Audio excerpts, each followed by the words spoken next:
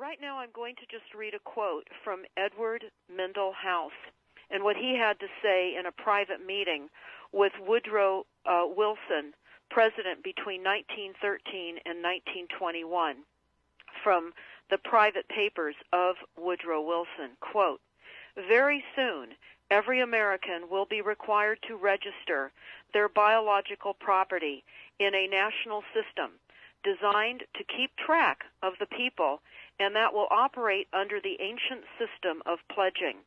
By such methodology, we can compel people to submit to our agenda, which will affect our security as chargeback for our fiat paper currency.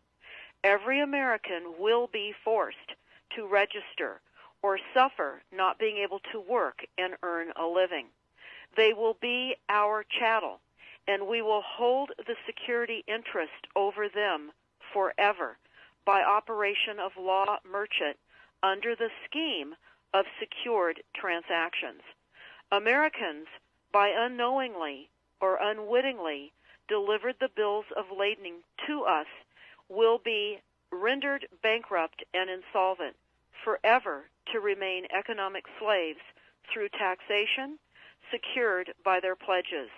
They will be stripped of their rights and given commercial value, designated to keep us a profit that will be none the wiser.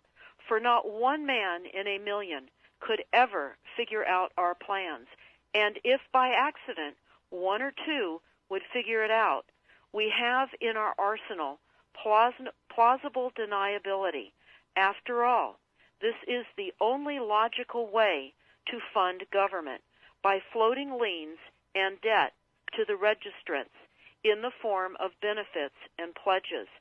This will inevitably reap us huge profits beyond our wildest of expectations and leave every American a contributor to this fraud, which we will call social insurance.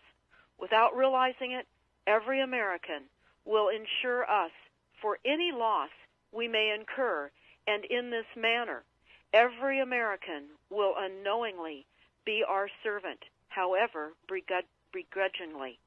The people will become helpless, without any hope for their redemption, and we will employ the high office of the President as our dummy corporation to foment this plot against America. Having established plausible deniability, even if people become enlightened that they had a remedy and pursued it, the attorneys, judges, and legislators could claim that they did not understand the people's claims, especially if the technical requirements for achieving it were not followed pursuant to statutory requirements.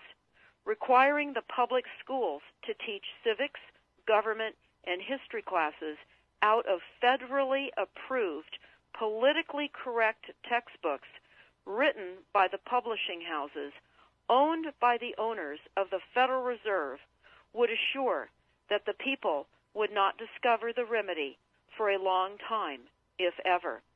I would recommend that everyone read Fruit from a Poisonous Tree by Melvin Stamper, M-E-L-V-I-N, Stamper, S-T-A-M-P-E-R.